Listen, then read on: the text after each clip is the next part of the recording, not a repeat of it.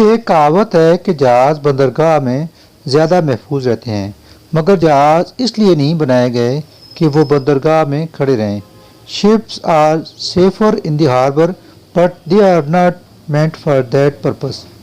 انسان اگر اپنے ٹھکانے پر بیٹھا رہے، وہ نہ سفر کرے، نہ کوئی کام شروع کرے، نہ کسی سے معاملہ کرے، تو ایسا آدمی بظاہر محفوظ اور پرسکون ہوگا، مگر انسان کو پیدا کرنے والے نے اس کو اس لیے پیدا نہیں کیا ہے کہ وہ پرسکون طور پر ایک جگہ رہے اور پھر وہ قبر میں چلا جائے۔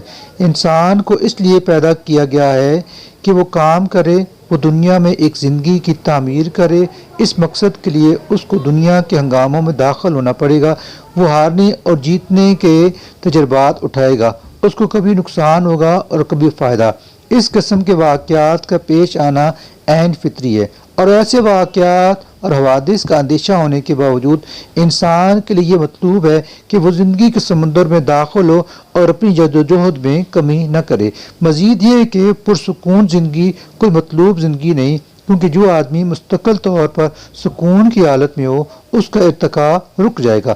ایسے آدمی کے امکانات بیدار نہیں ہوں گے، ایسے آدمی کی فطرت میں چھپے ہوئے خزانے باہر آنے کا موقع نہ پا سکیں گے۔